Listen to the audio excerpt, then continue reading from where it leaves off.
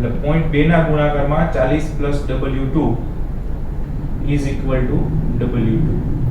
0.2 ગુણ્યા 40 એટલે 40 દુ 80 8 plus 0.2 W2 is equal to W2. આ W2 ની સામે જવા દઈએ એટલે W2 minus 0.W2 is equal to 8. એક માં આમાં કાંઈ નથી એટલે 1 છે તો 1 માઈનસ 0.2 એટલે 0.8. પછી 0.8 W2 is equal to 8. Therefore W2 is equal to 8 upon 0.8 is equal to 10 gram. That is the final answer. સાદુ રૂપ જ આપવાનું છે અને અહીંયા સાદુ રૂપના જ માર્ક છે કે તમને આવડે છે આપતા એકદમ સરળ છે. આ કંઈ બહુ મોટી વાત ન કહેવાય સાયન્સના વિદ્યાર્થીઓ માટે, પણ એમાં ક્યાંય જો ઉતાવળ કરવા જાઓ તો થોડી તકલીફ થાય. ફાઇન. બાકી આપણને આપ્યું તો બીજું એક આમાં અગત્યનો મુદ્દો આ છે કે ભાઈ આમને આપણે P10 આ શું આપ્યું છે 80% જેટલું ઘટી જાય, મતલબ P10 P1 P10 થાય 100 - 80/100 80% જેટલું ઘટે એટલે વધે 20/100. તો 10 ગ્રામ આન્સર આવશે આમાં, ગણી શકો છો.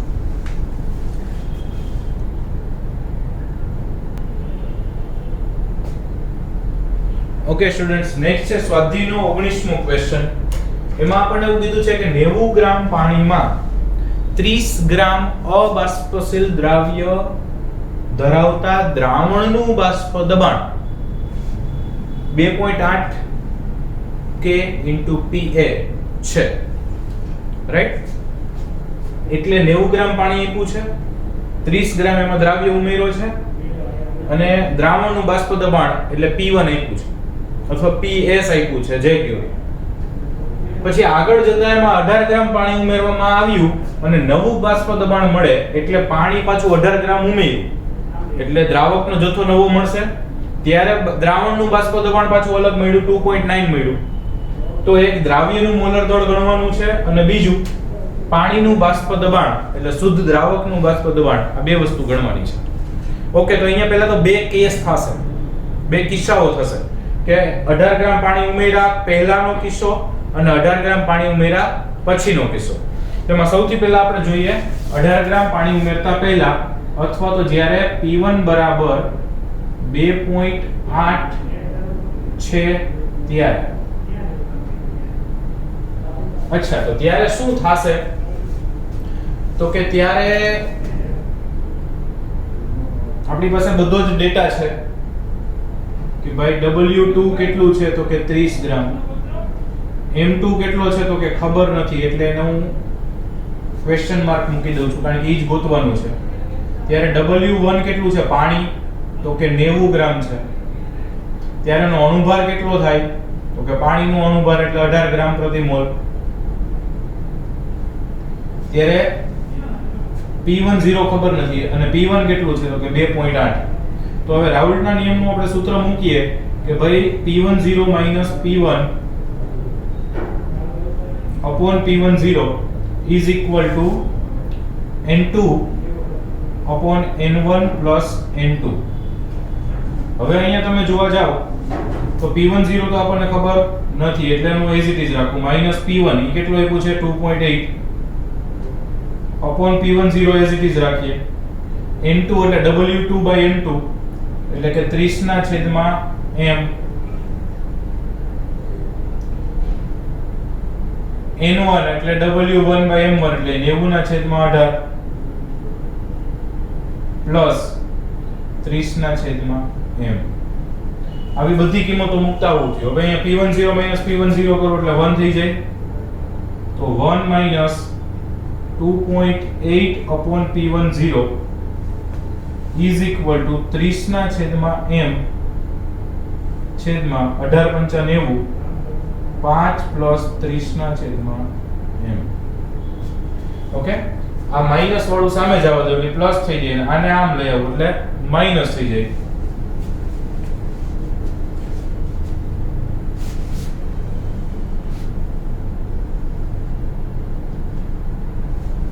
ઓકે, તો હવે શું થાય છે તો કે 2.8 upon P10 is equal to 1 minus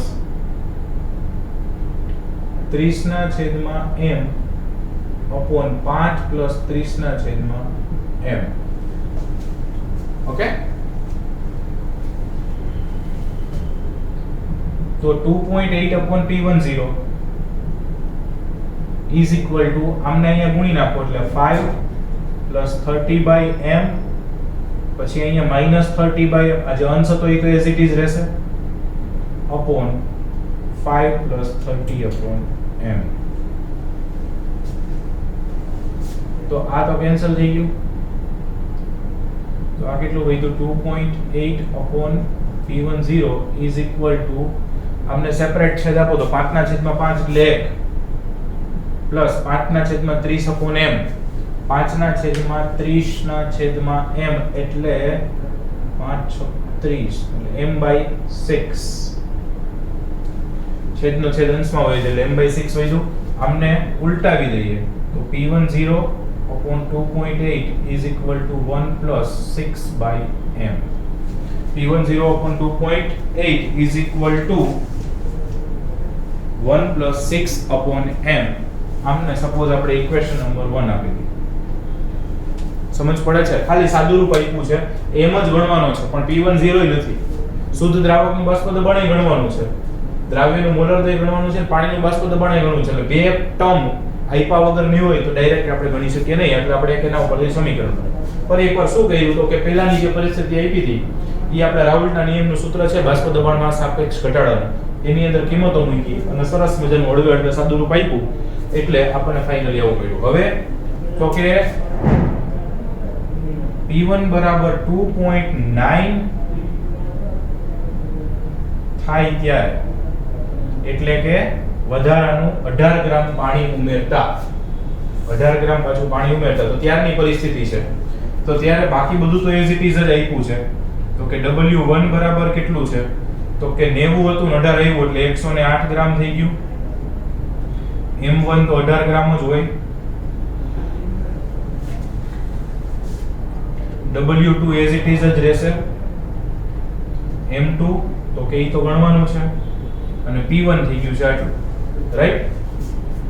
તો હવે સૂત્ર P10 P1 upon P10 વાળું સૂત્ર મૂકીએ તો P10 P1, P1 એટલે કેટલા મુકાશે? તો કે 2.9 upon P10 is equal to, અહીંયા શું આવશે? તો કે N2 એટલે 30 ના છેદમાં m upon N1 plus N2, N1 એટલે 108 ના છેદમાં 18 પ્લસ 30 ના છેદમાં m.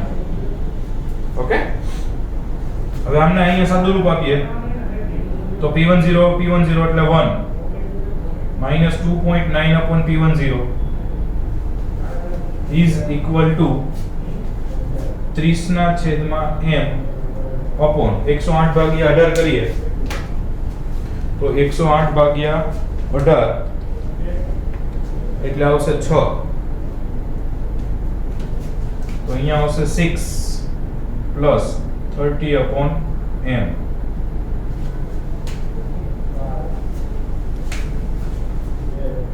ઓકે,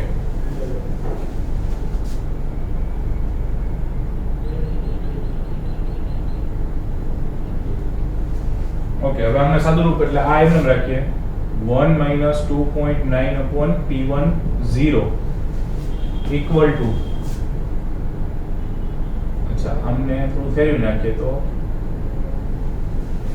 આ સામે વ્યૂ છે એટલે 2.9 upon P10 is equal to 1 plus આમ આવી જાય અને આ બાજુ આવતું એટલે 1 minus આવશે, 1 minus આ આખું પદ એટલે કે 30 ના છેદમાં m upon 6 plus 30 ના છેદમાં m. ઓકે, તો 2.9 upon P10 is equal to 6 plus 30 by m minus 30 by m. આ આખા છેદને આની હારે ગુણી નાખીએ, માઈનસ આ છેદમાં 6 plus 30 by m. 30 by m ગયા 6 એટલે આ વધશે કેટલું? તો કે 2.9 upon P10 is equal to 1 plus 35 m by 5. અને ઉલટાવી દઈએ તો P10 upon 2.9 is equal to 1 plus 5 by m. Suppose this is equation number 2. આવું જ એક equation number 1 મળ્યું હતું. P10 upon something is equal to 1 plus 6 by m. અને અહીંયા મળ્યું 1 plus 5 by m. રાઈટ? હવે સમીકરણ 1 ભાગ્યા સમીકરણ 2. સમીકરણ 1 ભાગ્યા 2 કરવું છે. એટલે P10 upon 2.8 upon P10 upon 2.9 equal to 1 plus 6 by m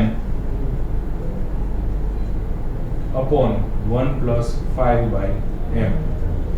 અમને સાદું રૂપ આપીએ તો સરખો જે અહીંયા P10 ઉડી જશે, છેદનો છેદ અંશમાં, અંશનો છેદ છેદમાં, એટલે અહીંયા આવશે 2.9 upon 2.8 is equal to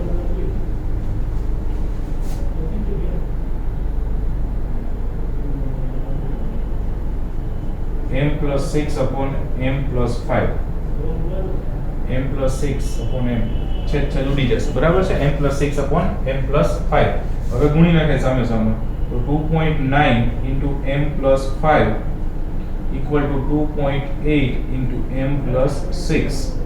એટલે હવે આને અંદર ગુણો તો 2.9 into m એટલે 2.9m plus 2.9 into 5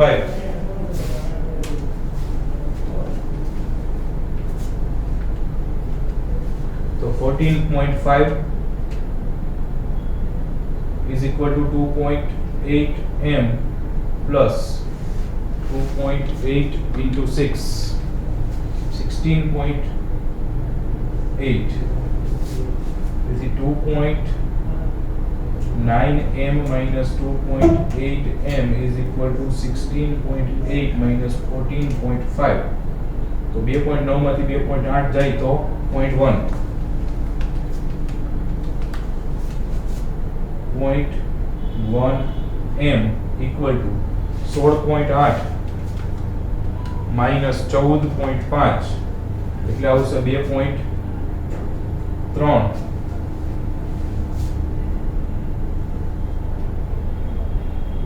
તેથી m બરાબર 2.3 ના છેદમાં 0.1 એટલે કે 23. તો આણ્વીય દળ મળ્યું 23 ગ્રામ પ્રતિ મોલ. ઓકે, તો હજી દાખલો પૂરો નથી થયો, હજી તો માત્ર આપણને બે પૂછ્યું તેમાંથી પહેલું એક મળ્યું દ્રાવ્યનો મોલર દર 23 ગ્રામ પ્રતિ મોલ.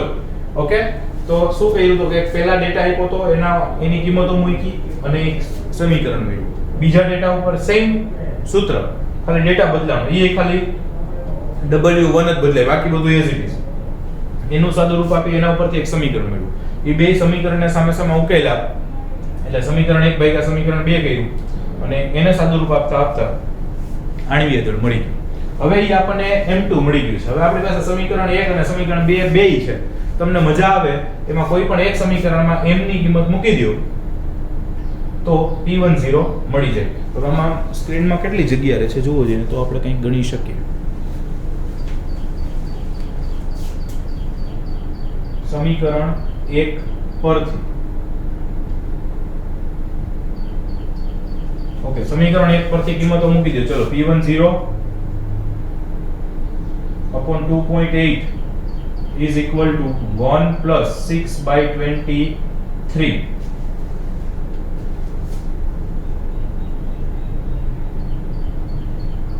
તેથી P10 બરાબર 6 by 23 is equal to 0.26 એટલે 1.26 into 2.8.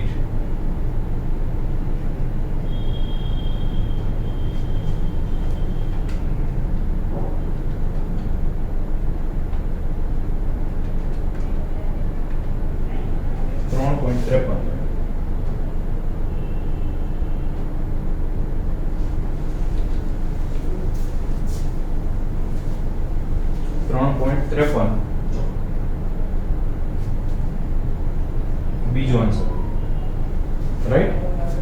તો આ રીતે બંને દાખલાઓ, બંને વસ્તુઓ, બંને કિંમતો મળી જાય. એક જ દાખલો છે અને થોડું સાદું રૂપ લાંબુ છે, એટલે ક્યારેક એવું બને કે આપણને કન્ફ્યુઝન બહુ ઈઝી છે. પહેલો ડેટા મૂકી સેમ સૂત્ર, એક સૂત્ર મેળવો.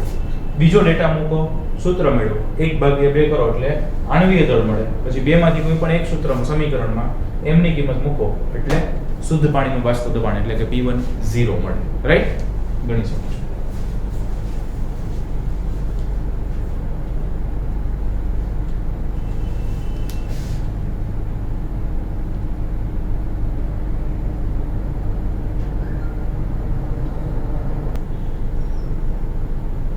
ઓકે, નેક્સ્ટ આપ્યો છે સ્વાધ્યાયનું 34.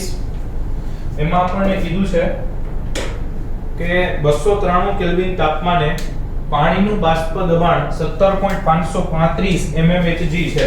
17.535 mm પાણીનું એટલે કે P1 0 આપ્યું, શુદ્ધ દ્રાવકનું બાષ્પ દબાણ. ઓકે, હવે 450 ગ્રામ પાણીમાં એટલે દ્રાવકનું વજન આપ્યું છે 25 ગ્રામ ગ્લુકોઝ ઓગાળવામાં આવ્યો હોય એટલે કે દ્રાવ્યનું વજન. તો બાષ્પ દબાણ ગણવાનું છે, દ્રાવણનું બાષ્પ દબાણ ગણવાનું છે. એટલે પહેલા ડેટા લખી નાખીએ. તો P1 0 આપ્યું છે આપણને કેટલું? તો કે 17.535 mmHg. W1 દ્રાવક 450 ગ્રામ, એનો આણ્વીય દળ M1, પાણી જે છે એટલે 18 ગ્રામ પ્રતિ મોલ. દ્રાવ્યનું વજન એટલે કે W2 કેટલું છે? તો કે 25 ગ્રામ. અને M2 એટલે કે ગ્લુકોઝનો અણુભાર, ગ્લુકોઝનો અણુભાર થશે 180 ગ્રામ પ્રતિ મોલ. કારણ કે ગ્લુકોઝનું અણુસૂત્ર થશે C6H12O6. ઓકે, એનો અણુભાર ગણો એટલે 180 ગ્રામ પ્રતિ મોલ થશે. અને બાષ્પ દબાણ ગણવાનું દ્રાવણનું P1 બરાબર ગણવાનું છે. બસ, તો આપણી પાસે સૂત્ર છે P1 0 minus P1 upon P1 0 is equal to W2 upon M2 into W1 upon M1. જો ઘણીવાર પ્રશ્ન થાય સર ક્યારેક ખાલી N2/N1 લ્યો છો, ક્યારેક N2/N1 plus N2 લ્યો, મતલબ છેદમાં કુલ મોલ ક્યારેક લ્યો ને ક્યારેક દ્રાવ્યને અવગણી લ્યો. તો એમાં કુલ મોલ લ્યો તોય વાંધો નથી અને અવગણો તોય વાંધો નથી. એના જવાબમાં બહુ જાજો ડિફરન્સ નહીં આવે. એનું કારણ છે કે દ્રાવ્યના મોલ દ્રાવકના મોલની સાપેક્ષે ખૂબ ઓછા હશે. એટલે તમે અવગણી દો તોય કાંઈ ફેર નહીં પડે અને ગણતરીમાં લ્યો તોય કાંઈ ફેર નહીં પડે. રાઈટ? એટલે N1 plus N2 લ્યો છેદમાં કે ખાલી N1 લ્યો, સરખું થશે. ઓકે, ચાલો હવે એમાં P1 0 17.535 minus P1 upon 17.535 is equal to W2 25, એનો અણુભાર 180, W1 450, એનો અણુભાર 18. તો આમને સાદું રૂપ આપીએ તો અહીંયા 17.535 ના છેદમાં 17.535 એટલે 1 માઈનસ P1 upon 17.535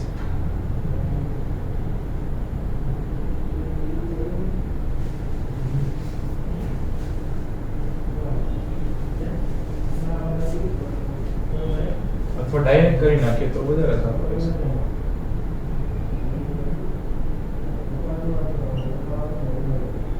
ઓકે, આમને એમનેમ રાખીએ આ બાજુ.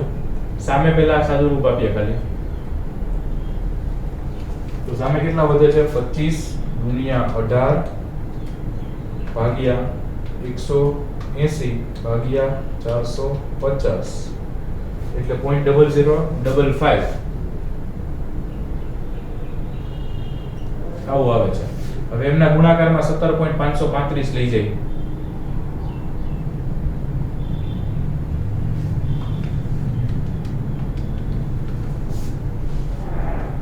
તો 0.0974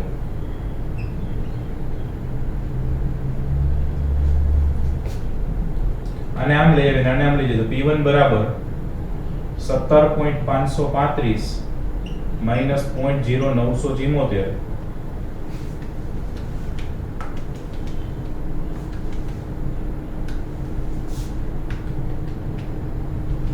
એટલે આવશે 17.43 76 એટલે કે 17.44 mmHg માં મિલી મર્ક્યુરીમાં દબાણ આપ્યું હતું તો આન્સર પણ એમાં જ આવશે. ઓકે, તો આ આવી ગયું 17.44 અથવા 17.473 રાઈટ. તો બહુ સરળતાથી ઈ જ સૂત્ર કિંમતો મૂકીને સાદું રૂપ આપવાનું છે. આમ જુઓ ને તો આ ચેપ્ટરના દાખલાઓ એકદમ સરળ છે, કારણ કે એમાં બીજું કઈ એટલી બધી એમ હાર્ડ ગણતરીઓ નથી. બટ અગત્યનું એ છે કે કયા જગ્યાએ કયું સૂત્ર મૂકવું. એક બીજું, દ્રાવ્યની કિંમત દ્રાવકની કિંમત આડાઅવળી ન થાય એ જોવું, અને શુદ્ધ દ્રાવકનું બાષ્પ દબાણની વાત કરે છે કે દ્રાવણના બાષ્પ દબાણની વાત કરે છે, એ એક સ્પષ્ટતા P1 0 છે P1 છે ગોતવાનું છે. બરાબર, ન્યા એ કન્ફ્યુઝન ન થઈ જવાનું, બાકી એકદમ ઈઝી છે રાઈટ, ગણી શકો છો.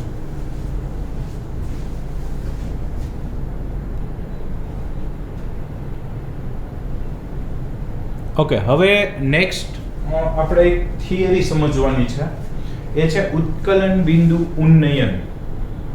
ઉન્નયન એટલે વધારો. ઉત્કલન બિંદુમાં થતો વધારો, જ્યારે દ્રાવકમાંથી દ્રાવણ બને છે ત્યારે એનું ઉત્કલન બિંદુ વધે છે. આવી થિયરી આપણે સમજાવવાની છે. પણ થિયરી સમજાવતા પહેલા આપણે થોડા નાના નાના પ્રશ્નો, અથવા આમ જો તો પ્રશ્નો તો ના કહેવાય એને, પણ નાની નાની ટર્મ સમજીએ કે ભાઈ ઉત્કલન બિંદુ એટલે શું, ઉન્નયન એટલે શું, શા માટે બાષ્પ દબાણ ઘટશે, શા માટે ઉત્કલન બિંદુ વધશે, આવું બધું સમજી અને પછી મેઇન ક્વેશ્ચન તરફ આગળ વધશું. તો અહીંયા એક સરસ મજાનો ક્વેશ્ચન લખ્યો છે, એ છે ઉત્કલન બિંદુ એટલે શું. તો કે ઉત્કલન બિંદુ એટલે તો સર બહુ ઈઝી છે, નાના હતા ત્યારથી અમને આવડે છે કે જે તાપમાને પ્રવાહી ઉકળે, જે તાપમાને પ્રવાહી ઉકળે એને એનું ઉત્કલન બિંદુ કહેવાય. અથવા આપણે એવું કહેતા, જે તાપમાને પ્રવાહીનું વાયુમાં રૂપાંતર થાય અથવા જે તાપમાને પ્રવાહીનું બાષ્પમાં રૂપાંતર થાય એ તાપમાનને એનું ઉત્કલન બિંદુ કહેતા હતા. ઓકે, હવે એ સમજવા માટે બરાબર છે કે પ્રવાહીનું બાષ્પમાં રૂપાંતર થાય, પણ શું કામ, કઈ રીતે, એની ડેફિનેશન શું? તો કે ડેફિનેશન આવી આપી શકાય કે જે તાપમાને પ્રવાહી, પછી પ્રવાહી તરીકે ભલે ને દ્રાવક હોય કે દ્રાવણ હોય, કાઈ ફેર ના પડે, આપણે તો પ્રવાહી થી મતલબ છે. જે તાપમાને દ્રાવક અથવા તો દ્રાવણ પ્રવાહીનું બાષ્પ દબાણ 1 બાર થાય તે તાપમાનને તે પ્રવાહીનું ઉત્કલન બિંદુ કહે છે.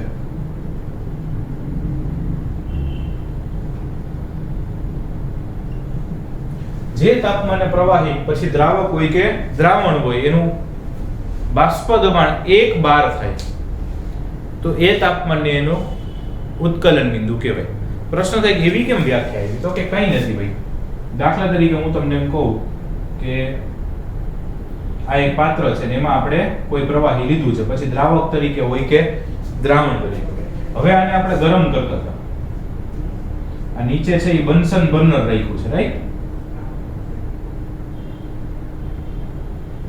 નીચે બન્સન બર્નર રાખ્યું છે. બર્નર ચાલુ કરો એટલે પ્રવાહી છે એ ગરમ થશે. અચ્છા, ગરમ થાય અને પછી શું થાય? તો કે ગરમ થઈને ઉકળે, ઉકળે એટલે બાષ્પમાં રૂપાંતર થાય. એટલે આ જે પ્રવાહી છે ને બાષ્પ બને, બાષ્પ બનીને જાય ક્યાં? તો કે બાષ્પ બનીને વાતાવરણમાં જાય. તો કે બાષ્પ બનીને વાતાવરણમાં જાય એટલે ઉકળું. જે તાપમાને ઉકળે અથવા પ્રવાહીનું બાષ્પમાં રૂપાંતર થાય એ તાપમાનને તો આપણે ઉત્કલન બિંદુ કહેતા હતા. પણ અહીંયા એમ કીધું કે એ વ્યાખ્યા સમજવા માટે છે, સાચી વ્યાખ્યા આ થાય. તો કે એવું કેમ? તો કે ઈ જ વ્યાખ્યા થઈ. જે તાપમાને પ્રવાહી ઉકળું એટલે કે પ્રવાહીનું બાષ્પમાં રૂપાંતર થયું, તો એ બાષ્પમાં રૂપાંતર થઈને એ વાતાવરણમાં જઈ ક્યારે શકે? તો કે પ્રવાહીનું બાષ્પ દબાણ જે હોય ને, એમાંથી બાષ્પ બનતી હોય એનું દબાણ, એ મિનિમમ વાતાવરણના દબાણ જેટલું થાય ત્યારે એની અદલ બદલ ચાલુ થાય, અને એટલું થાય ત્યારે એ વાતાવરણમાં પ્રવેશવાનું ચાલુ કરે. નકર શું થાય? પ્રવાહીની અંદર તો કે બાષ્પ દબાણ ઓછું હોય, વાતાવરણમાં એ વાયુ રહેલા છે તો એનું દબાણ વધારે હોય, બાષ્પ દબાણ વધુ હોય, તો પ્રવાહી છે એ વાતાવરણમાં જઈ શકતું નથી. પણ તમે જેવી એની બાષ્પ બનાવો અને એ બાષ્પ ક્યારે વાતાવરણમાં જાય તો કે બાષ્પનું દબાણ, આ બાષ્પનું દબાણ અને આ જે વાતાવરણ છે એ વાતાવરણનું દબાણ આ બે સરખા થાય ને ત્યારે એ બાષ્પ વાતાવરણમાં ભળી શકે. અને બે સરખા થાય એટલે શું? વાતાવરણનું દબાણ સામાન્ય રીતે કેટલું હોય તો કે એક વાતાવરણ લેતા હોય, અથવા આપણે અહીંયા સરળતા રહીએ એટલા માટે એને 1 બાર લીધું છે. આમ તો એક વાતાવરણ બરાબર એક્ઝેક્ટલી 1 બાર ન થાય, 1.0 સમથિંગ થાય, બરાબર, પણ ઈ એપ્રોક્સ 1 જ થયું. એટલે વાતાવરણનું દબાણ આપણે કેટલું લઈએ છીએ? 1 બાર. તો જ્યારે આ બાષ્પ બની છે એનું બાષ્પ દબાણ 1 બાર થાય ને ત્યારે ઈ બાર વાતાવરણમાં જઈ શકે, એટલે કે પ્રવાહીનું વાયુમાં રૂપાંતર થયું આપણું કહીએ તો ઈ જ થઈ ગયા કે જે તાપમાને પ્રવાહીનું બાષ્પ દબાણ 1 બાર થાય તે તાપમાને તે પ્રવાહીનું ઉત્કલન બિંદુ કહેવાય. રાઈટ?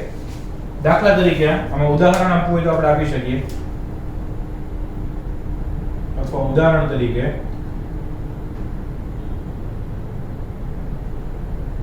373.15 કેલ્વિન તાપમાને પાણીનું બાષ્પ દબાણ 1 બાર થાય. 373.15 કેલ્વિન તાપમાને પાણીનું બાષ્પ દબાણ 1 બાર થાય. તેથી 373.15 કેલ્વિન અથવા આપણે કહીએ 100 અંશ સેલ્સિયસ પાણીનું ઉત્કલન બિંદુ કહેવાય. પાણીનું ઉત્કલન બિંદુ કેટલું છે તો કે તો આપણને નાના હતા ત્યારથી ખબર છે 100 અંશ સેલ્સિયસ. પણ શું કામ 100 અંશ સેલ્સિયસ જ થાય? કારણ કે 100 અંશ સેલ્સિયસ તાપમાને પાણીનું બાષ્પ દબાણ 1 બાર થાય એટલે એ તાપમાનને 100 અંશ સેલ્સિયસ ને કેલ્વિનમાં લ્યો તો 373.15 એટલા તાપમાનને એનું ઉત્કલન બિંદુ કહેવાય. રાઈટ? તો ઉત્કલન બિંદુની વ્યાખ્યા બહુ મસ્ત છે કે જે તાપમાને પ્રવાહીનું બાષ્પ દબાણ વાતાવરણના દબાણ જેટલું એટલે કે 1 બાર થાય એ તાપમાનને એ પ્રવાહીનું ઉત્કલન બિંદુ કહેવાય. રાઈટ? લખી શકો છો.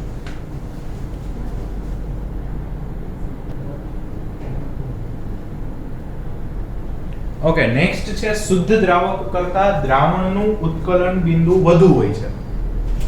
દ્રાવક કરતા દ્રાવણનું ઉત્કલન બિંદુ વધુ હોય છે. શા માટે? તો કે સૌથી પહેલા આ જે ઉત્કલન બિંદુ છે ને એને આપણે બાષ્પ દબાણ સાથે કનેક્શન આપવું પડશે. બાષ્પ દબાણ સાથે કનેક્શન કઈ રીતે? તો કે હું એમ કહી દઉં કે ચલો પાણી એટલે શુદ્ધ દ્રાવક, એમાં અબાષ્પશીલ દ્રાવ્યો એટલે કોઈ એક ઘન પદાર્થ, દાખલા તરીકે ખાંડ કહી દો, તો પાણીમાં અબાષ્પશીલ દ્રાવ્યો ઓગાળતા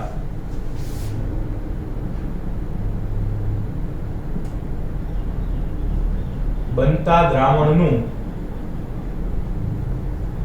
બાષ્પ દબાણ શું થશે ભાઈ? વધશે કે ઘટશે? તો કે ઘટે છે. એ આપણે ઓલરેડી ભણી ગયા થિયરી. દ્રાવક કરતા દ્રાવણનું બાષ્પ દબાણ ઘટે છે. ઓકે, કારણ કે સપાટી ઉપર દ્રાવ્યના અણુ થોડાક હશે એટલે બાષ્પ બનવાનું ઓછું થશે. બાષ્પ બનવાનું ઓછું થશે એટલે બાષ્પ ઘટશે. બાષ્પ ઘટશે તો બાષ્પ દબાણ ઘટશે. આ ઓલરેડી આપણી થિયરી ભણી ગયા છે. તો પાણીમાં ટૂંકમાં અબાષ્પશીલ દ્રાવ્ય ઓગાળતા બનતા દ્રાવણનું બાષ્પ દબાણ ઘટે એટલે દ્રાવકનું હતું એના કરતા દ્રાવણનું બાષ્પ દબાણ કેવું થયું? તો કે ઓછું થયું. ઓકે, હું તમને બાષ્પ દબાણની વાત કરું તો સાઈડમાં લખી,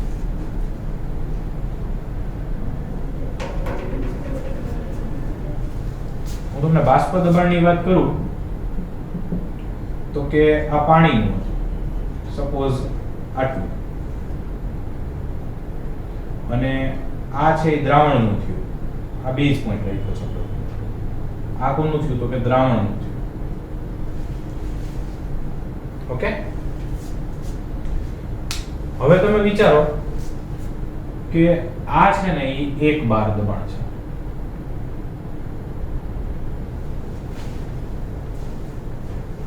તો પાણીનું બાષ્પ દબાણ 1 બાર કરવા માટે એને કંઈ ગરમ કરવું પડશે. તો એનું બાષ્પ દબાણ અહીંયાથી અહીંયા લઈ જવું છે ખાલી, તો એટલું ગરમ કરવું પડશે. એટલું તાપમાન વધારવું પડશે, તો એનું ઉત્કલન બિંદુ થઈ ગયું. ઓકે, હવે દ્રાવણમાં એક બાર જ કરવું પડશે તો જ એ ઉકળશે. પણ દ્રાવણનું બાષ્પ દબાણ તો પાણી કરતાંય ઘટી ગયું હતું, તો એને અહીંયાથી અહીંયા લઈ જવું પડશે. અને આટલું બધું લઈ જવા માટે એને કંઈ તાપમાન આપવું પડશે, તો કે હા. તો ચોખ્ખી વાત છે, આને આપવું પડતું તાપમાન છે એના કરતા આને આપવું પડતું તાપમાન તો કે વધારે છે, અને એને વધારે તાપમાન આપવું પડશે. એ આપવા પડતા તાપમાનને તો શું કહેવાય, તો કે એને જ તો ઉત્કલન બિંદુ કહેવાય. તો ચોખ્ખી વાત છે, દ્રાવકનું ઉત્કલન બિંદુ છે એના કરતા દ્રાવણનું ઉત્કલન બિંદુ વધુ હોય.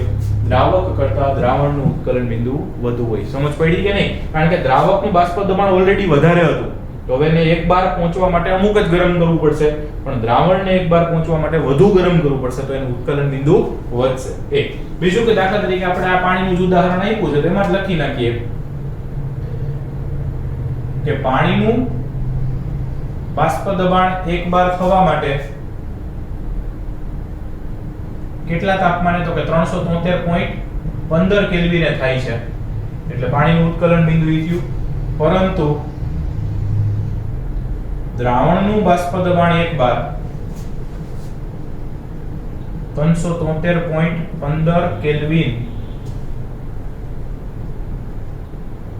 થી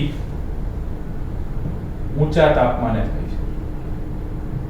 તો ચોખ્ખી વાત છે, પાણીનું ઉત્કલન બિંદુ કેટલું થયું, તો કે 373.15, અને દ્રાવણનું કેટલું થયું, તો કે દ્રાવણનું થયું 373.15 થી ઊંચું થી વધુ.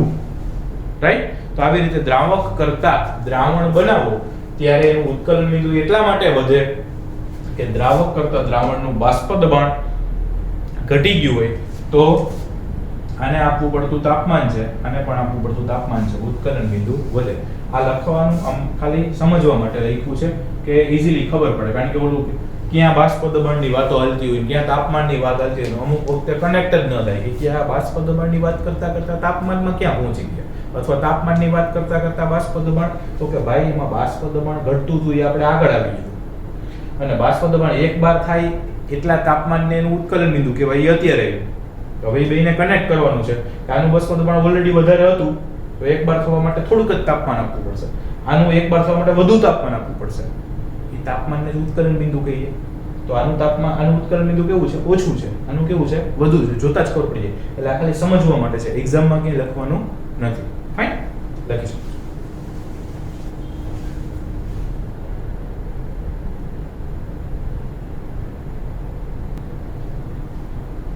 ઓકે, હવે બે વ્યાખ્યાઓ સમજવાની છે. એક છે ઉત્કલન બિંદુ ઉન્નયન અને બીજું છે મોલર ઉન્નયન અચળાંક. તો બેવની વારાફરતી ડેફિનેશન જોઈએ. પહેલું છે ઉત્કલન બિંદુ ઉન્નયન.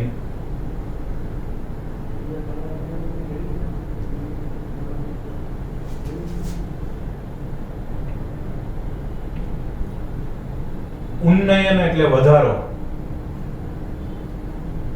સાદી ભાષામાં કેવું હોય તો ઉન્નયન એટલે વધારો. તો જ્યારે દ્રાવકમાંથી દ્રાવણ બનાવવામાં આવે છે, દ્રાવકમાંથી દ્રાવણ બને છે ત્યારે તેના ઉત્કલન બિંદુમાં વધારો થાય છે. ઉત્કલન બિંદુમાં થતા આ વધારાને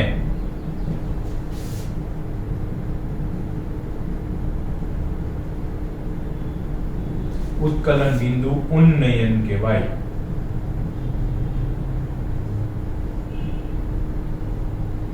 એટલે કે ડેલ્ટા ટીબી કહે છે. ઉત્કલન બિંદુ ઉન્નયન એટલે કે ઉત્કલન બિંદુનો વધારો કહેવાય. દ્રાવકમાંથી જ્યારે દ્રાવણ બને છે ત્યારે તેના ઉત્કલન બિંદુમાં વધારો થાય છે. આ જે વધારો થાય છે એને જેનું ઉન્નયન કહેવાય. એટલે કે ઉત્કલન બિંદુ ઉન્નયન કહેવાય. એને ડેલ્ટા ટીબી તરીકે ઓળખવામાં આવે છે, દર્શાવવામાં આવે છે. અને બીજી ડેફિનેશન આપણે જોવાની છે મોલર ઉન્નયન અચળાંક.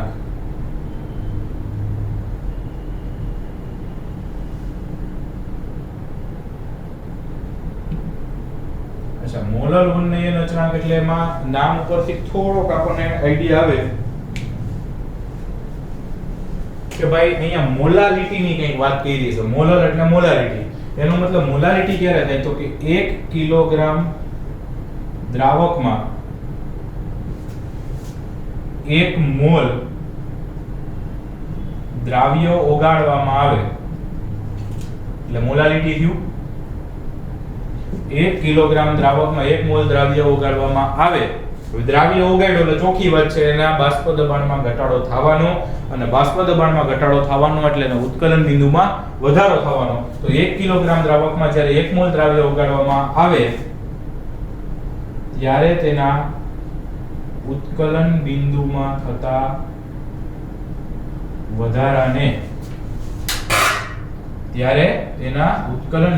થતા વધારાને મોલર ઉન્નયન અચળાંક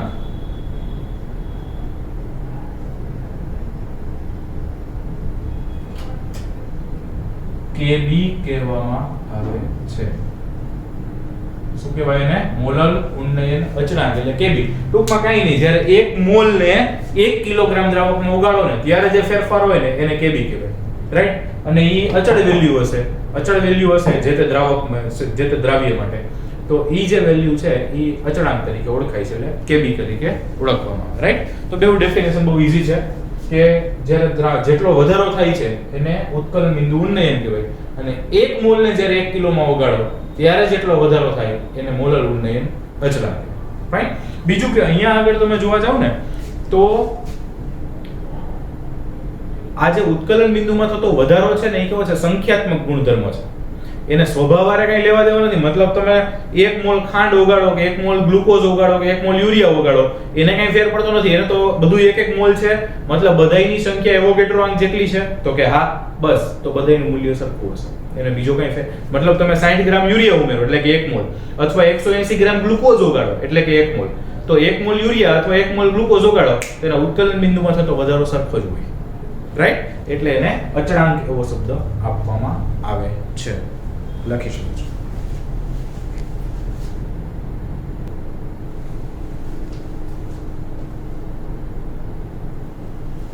ઓકે, નેક્સ્ટ ક્વેશ્ચન છે સમજાવો ડેલ્ટા ટીબી. ડેલ્ટા ટીબી એટલે હમણાં આપણે કીધું શું? ઉત્કલન બિંદુ ઉન્નયન, અથવા એને દેશી ભાષામાં કેવું હોય તો એને કહેવાય ઉત્કલન બિંદુમાં થતો વધારો. એ સંખ્યાત્મક ગુણધર્મ છે એવું સમજાવવાનું છે. સંખ્યાત્મક ગુણધર્મ છે એનો મતલબ કે એ પદાર્થના સ્વભાવ ઉપર આધાર ન રાખે. કયો પદાર્થ છે એના ઉપર આધાર ના હોય, કયા એના સંખ્યા કેટલી છે એના ઉપર આધાર, માત્ર સંખ્યા ઉપર જ આધાર રાખે તો એને સંખ્યાત્મક ગુણધર્મ કહેવાય. તો કે આપણે એવું કહી શકીએ કે 1 કિલોગ્રામ દ્રાવકમાં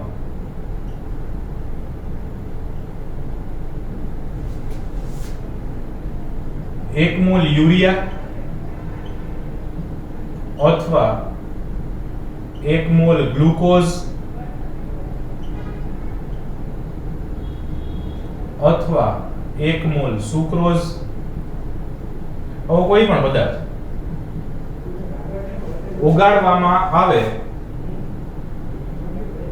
અથવા ઓગાળતા ઉત્કલન બિંદુમાં થતો વધારો સમાન છે. ઉત્કલન બિંદુમાં વધારો થશે, પાણીમાં કઈ ઓગાળો એટલે દ્રાવણ બને એટલે, તો ઉત્કલન બિંદુમાં થતો વધારો સમાન છે. ગમે એ ઓગાળો,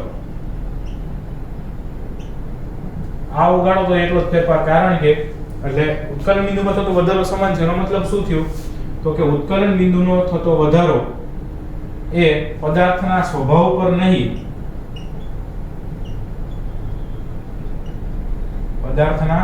પર નહીં, પરંતુ માત્ર મોલ સંખ્યા, એટલે કે અણુ પરમાણુ કે મોલ સમાન હોય તો સંખ્યા સમાન જ હશે.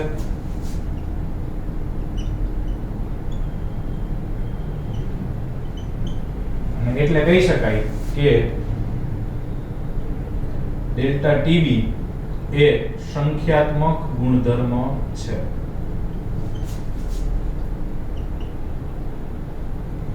ડેલ્ટા ટીબી એ સંખ્યાત્મક ગુણધર્મ છે, સાબિત થઈ ગયું. સિમ્પલ, કાઈ છે. 1 કિલોગ્રામ પાણી તમે ગમે એના 1 મોલ ઓગાળો. જો પાછા અહીંયા પદાર્થ લીધા છે એ બધા કેવા છે તો કે યુરિયા, ગ્લુકોઝ, સુક્રોઝ, એટલે બધા અવિયોજિત પદાર્થ છે. બિન આયનીય પદાર્થો છે. આ જુઓ, બિન આયનીય પદાર્થો એટલે એનું આયનીકરણ થવાનું નથી. એમાંથી 2 આયન 3 આયન 4 આયન એવું છૂટું નહીં પડે. પડતું હશે તો એમાં પાછી ફેરફાર થશે, સંખ્યા બદલી જાય ને. માની લો અહીંયા હું NaCl લઉં તો NaCl છે 1 મોલ લઉં તો એટલે એક્ચ્યુઅલી એમાંથી આયનો 2 મોલ ઉત્પન્ન થાય. 1 મોલ Na+ ઉત્પન્ન થાય, 1 મોલ Cl- ઉત્પન્ન થાય. તો એની સંખ્યા ડબલ થઈ જાય. ઓકે, એટલે એવું જ્યારે આવશે એ પણ આપણે એને રિલેટેડ MCQ અથવા અમુક દાખલાઓ કરશું ત્યારે જોશું. બરાબર, અત્યારે આપણે બધા કેવા લીધા છે કે જેમનું આયનીકરણ ન થતું હોય એવા પદાર્થો લીધા છે. ફાઇન, લખીશું.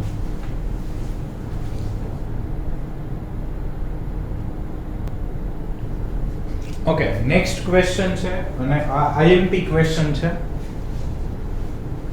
એવું છે, મોલલ ઉન્નયન અચળાંકની મદદથી એટલે KB, મોલલ ઉન્નયન અચળાંક એટલે કે KB ની મદદથી દ્રાવ્યનું મોલર દળ મેળવવાનું સૂત્ર તારવું.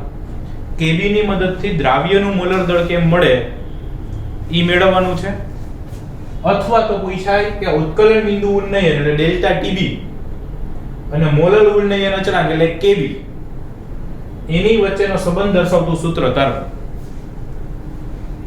ડેલ્ટા TB અને KB વચ્ચે સંબંધ દર્શાવતું સૂત્ર તારવો આવું. અથવા સિમ્પલી પૂછાય ટૂંક નોંધ લખો ઉત્કલન બિંદુ ઉન્નયન.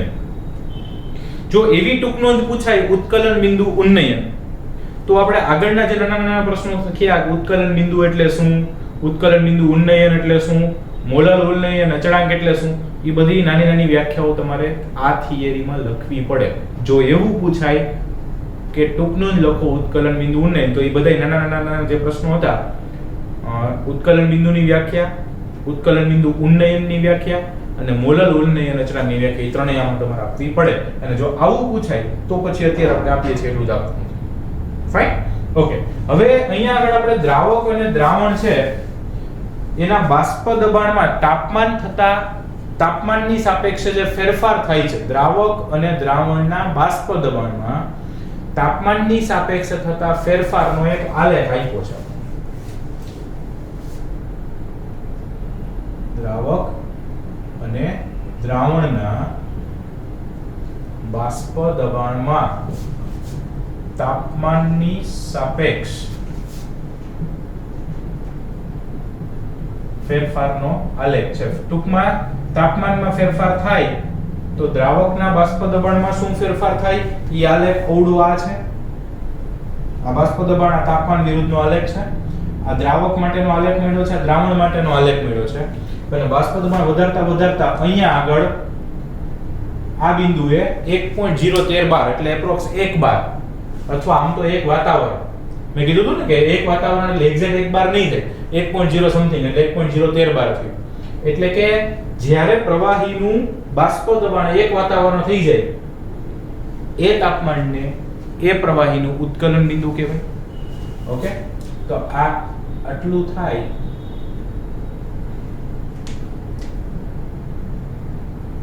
ઓકે, તો ત્યારે દ્રાવકનું તાપમાન એક વાતાવરણ થાય ત્યારે દ્રાવક માટે તાપમાન કેટલું છે તો કે આટલું છે. તો એને કહેવાય દ્રાવક, શુદ્ધ દ્રાવકનું તાપમાન થયું. બરાબર, તો ઈ શું થયું? TB0 થયું. દ્રાવકનું ઉત્કલન બિંદુ થયું એ TB0. B એટલે બોઇલિંગ, T એટલે ટેમ્પરેચર, બોઇલિંગ ટેમ્પરેચર અને 0 એટલે શુદ્ધ દ્રાવક બતાવે છે. એ TB0 થયું. દ્રાવણ માટે તમે લ્યો તો ઉત્કલન બિંદુ કેટલું થયું તો કે એને TB કહેવાય. આ જે મૂલ્ય આવ્યું TB મળ્યું, આ જે મૂલ્ય છે TB0 મળ્યું. બોઇલિંગ ટેમ્પરેચર એ દ્રાવણનું મળ્યું અને એમનો જે ડિફરન્સ મળ્યો એ ડેલ્ટા TB મળે. એમનો જે આ ડિફરન્સ મળે એ ડેલ્ટા TB મળે. તો આના ઉપરથી તમે બહુ સિમ્પલી કહી શકો કે અહીં ડેલ્ટા TB બરાબર શું હશે? ઉત્કલન બિંદુમાં થતો ફેરફાર, ઉત્કલન બિંદુ ઉન્નયન કેટલો હશે તો કે ઈ હશે TB - TB0. દ્રાવક કરતા દ્રાવણમાં જેટલો ફેરફાર થાય એનો તફાવત દઈ લો એટલે આપણને ઉત્કલન બિંદુ ઉન્નયન, ઉત્કલન બિંદુમાં થતો વધારો ડેલ્ટા TB મળી જાય. ઓકે, એક આટલી ખબર પડી. હવે પ્રાયોગિક રીતે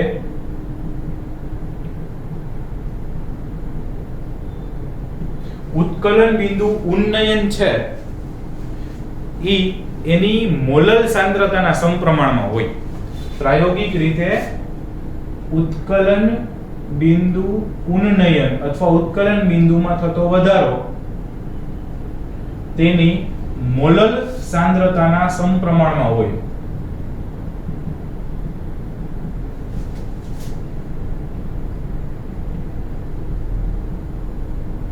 અચ્છા, મોલર સાંદ્રતાના સમપ્રમાણમાં હોય એટલે કે ઉત્કલન બિંદુ ઉન્નયન એટલે ડેલ્ટા ટીબી ઈ સમચલનમાં છે ની મોલર સાંદ્રતા એટલે મોલાલિટી એટલે કે ડેલ્ટા ટીબી ચલે છે કે સ્મોલ m મોલાલિટી ઈ નીકાળવું હોય સમચલનની નિશાની તો ડેલ્ટા ટીબી બરાબર k m સમચલનની નિશાની બદલે સપ્રમાણતા અચળાંક k મૂક્યો પણ એને કહેવાય kb કારણ કે ઉત્કલન માટે છે એટલે બોઇલિંગ નો b આવશે જ્યાં kb બરાબર શું છે તો કે અહીંયા બધું લખી નાખવાનું જ્યાં tb ડેલ્ટા tb એટલે તો કે ઉત્કલન બિંદુ ઉન્નયન છે અથવા ઉત્કલન બિંદુમાં થતો વધારો છે m એટલે મોલાલિટી છે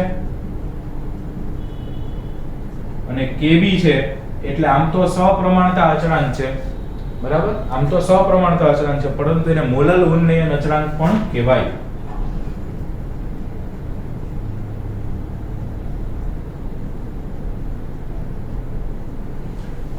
ઓકે, હવે આપણે મોલાલિટીની સૂત્ર આપણને આવડે તો કે હા સર આવડે જ છે બસ તો મોલાલિટીનું સૂત્ર મૂકી દેવાનું છે એટલે કે ડેલ્ટા ટીબી બરાબર કેબી ઇન્ટુ મોલાલિટીનું સૂત્ર શું તો કે દ્રાવ્યનું વજન ગ્રામમાં છેદમાં અણુભાર ગુણ્યા દ્રાવકનું વજન કિલોગ્રામમાં પણ જો ગ્રામમાં લેવું હોય તો આને 1000 વડે ગુણ્યા એટલે બધું ગ્રામમાં આવી ગ્રામમાં માથાકૂટ થઈ.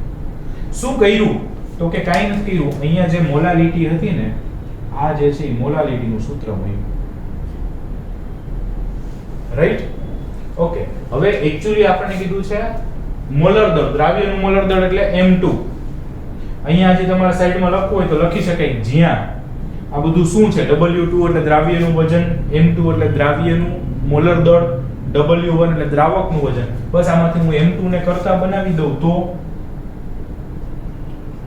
m2 ને કરતા બનાવી દઉં એટલે સૂત્ર આવી જાય kb W2 1000 upon delta tb W1 આ થઈ ગયું એના આણ્વીય દળ ગણવાનું સૂત્ર અથવા એટલે આ સૂત્ર ડાયરેક્ટ તમે મૂકીને ગોતી આવો તોય ચાલે એવું જરૂરી નથી કે આ સૂત્ર મૂકવું તમને આ તો આવડતું જો ડેલ્ટા ટીબી બરાબર કેબી ઇન્ટુ m તો યાદ જ રહી ગયું બસ તો એ જ યાદ રાખવાનું એમાં પાછી મોલાલિટીની કિંમતો મૂકતા તમને ખબર હોય છે દ્રાવ્યનું વજન ગ્રામમાં છેદમાં અણુભાર ગુણ્યા દ્રાવકનું વજન કિલોગ્રામમાં બસ એ મૂકી અને એમાંથી આના અણુભારને કરતા બનાવી દો તોય ચાલશે બરાબર ડાયરેક્ટ આ મૂકવું જરૂરી નથી આ વધારે સહેલું પડે પણ મોલાલિટીનું પાછું સૂત્ર આવડતું હોવું જોઈએ ફાઈન તો આ એકદમ સરળ છે સેમ આવી જ થિયરી હજી એક ઠાર બિંદુનું અવનયન છે એના માટેની પણ થોડી ટર્મ્સ અને એ જોશું નેક્સ્ટ લેક્ચરમાં આપણે ઉત્કલન બિંદુ ઉન્નયનના લગતા દાખલાઓ છે એ પહેલા કરશું પછી આગળ ચાલશું એટલે આજના હોમવર્કમાં જો પ્રેક્ટિસ માટે તમને મજા આવતી હોય તો આપણે જે લખાણ સંબંધિત પ્રશ્નો આપ્યા છે જે ઉદાહરણ અથવા કોયડા આપ્યા છે અને સ્વાધ્યાયમાં જ્યાં જ્યાં ઉત્કલન બિંદુ ઉન્નયન વાળા જે દાખલાઓ મળે એ ગણવાનો પ્રયત્ન કરજો બાકી આપણે નેક્સ્ટ લેક્ચરમાં તો ગણવાના છીએ રાઈટ આજ માટે આટલું બાકીનું જોશું નેક્સ્ટ ટાઈમ થેન્ક યુ